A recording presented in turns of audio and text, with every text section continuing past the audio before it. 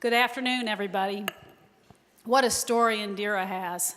My name is Courtney Baxter, and it is a pleasure to be here today to share with you my life-changing experience with Hand in Hand Ministries. And for those of you who know me, when I talk about this organization, I get pretty emotional, so I'm going to try to get through this speech without doing that. 2015 was a milestone year for me.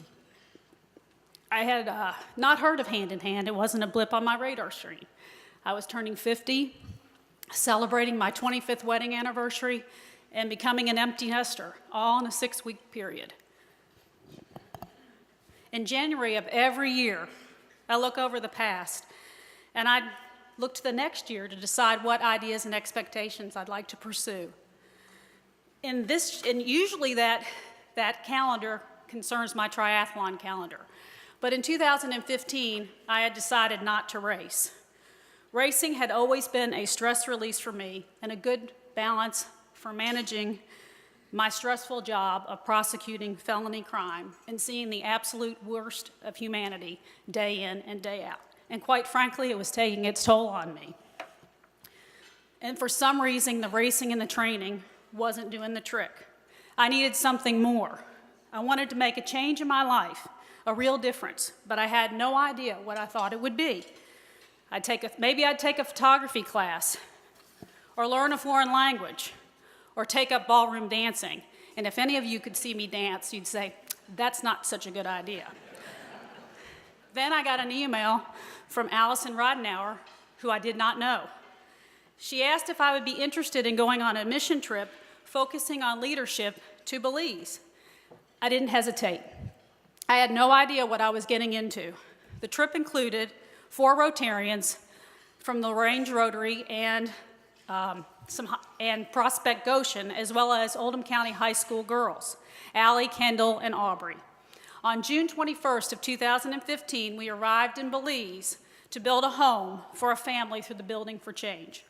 Right off the plane, we were greeted by James Mooschamp, a tough, acting, no-nonsense big teddy bear who took care of us for the week and got us everywhere we needed to be.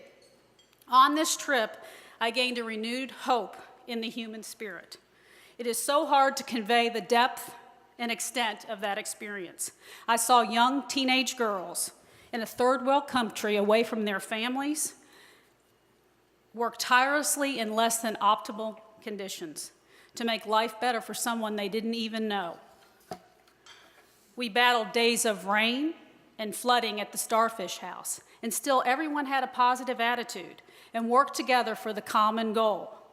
There was a moment on that trip that I will never forget. I was up on the roof, and I had challenged myself to do that because I have a fear of heights. And I looked out over the group, and I saw people from different countries smiling and laughing. They were just people, stripped of title, society labels, working together for one purpose: to give another family a hand up. And in that moment, I knew that my life was changed forever, and I had found what I was looking for. After we came home, I reached out to Hand in Hand to see what other opportunities were available for me to be a part of this amazing organization. And this led to the Red Hawk Rangers program and Mentoring Mondays. That program involved mentors from different professions, working with the students from the Seneca High School Red Hawk Rangers Public Service Organization.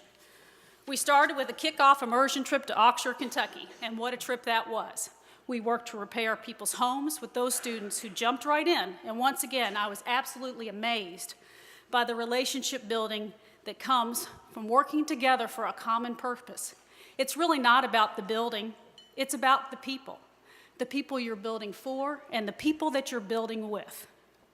After that trip, we continued to meet with the students at Seneca, and through the year develop relationships with them and watch them grow. In fact, this group won the Lead to Feed Challenge and received a $25,000 grant as a result of their work with Hand in Hand Ministries and the Mentors with Mondays program, and the grant has been given to Hand in Hand.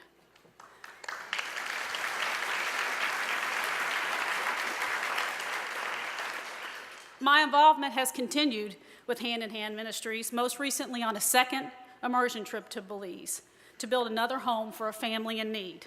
This was another trip that was jointly co-sponsored with the LaGrange Rotary and Prospect Ocean.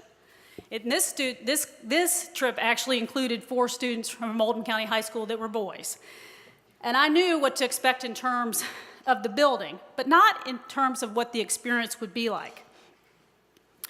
I didn't know, I guess I was concerned, was I going to have the same impact? Was it going to mean as much? And I can say in absolutely no uncertain terms that it did, and even more so. We built a home for a family. Her name was Kamisha Dominguez. And the home they were living in was right next to where we built. I didn't have that experience on my first trip. So we actually saw the living conditions of this family. And as has been stated throughout, you can't comprehend it until you actually see it. But they were there with their nieces and nephews and brothers and sisters, and they all showed up to help. I had 2 little boys, Keenan and Jameer, ages 6 and 4, that were absolutely precious. And one day they decided that they wanted to help me paint. And I was like, this might be a bit of a disaster, but I gave it a shot, and believe it or not, they got more paint on the wood than themselves or me. I was overwhelmed by the love and commitment the family showed each other and to us. Just like Allie, Kendall, and Aubrey on my first trip, Nate, Garrett, Mason, and Xavier did not hesitate to jump in to get to work. These boys had given up their spring break to build a home for a family in another country, away from their families and friends. No complaints from them. They were eager to work. It was amazing to watch them bond with each other and the family. On this trip, I also felt my own relationships growing with the members of Hand in Hand in Belize, James, Maggie, and Abel. I was eager to come home to see my own family, but I knew when I left this would not be my last trip to Belize. I also had the opportunity to see firsthand how hard Nadia with the Outreach Center works for and with the children suffering from HIV and AIDS. Pam Carter, Nadia, and I visited 2 very sick children in the hospital. That experience I will carry with me for the rest of my life. And it solidified for me the importance of the Outreach Center's work to the children of Belize, because without that program, there would be many, many, many more children dying from this horrible virus. In little less than a year, I have found an organization like no other. Marla, Pam, Libby, Ellen, Maggie, Abel, James, Afonso, Beto, the board members, and the many, many volunteers are so committed to the mission started by Joe and Wayne Fowler.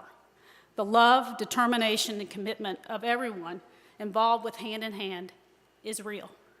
And I am so thankful that I found this organization, and I'm proud to be a part of it. It is making a real difference, one family, one community at a time. Thank you.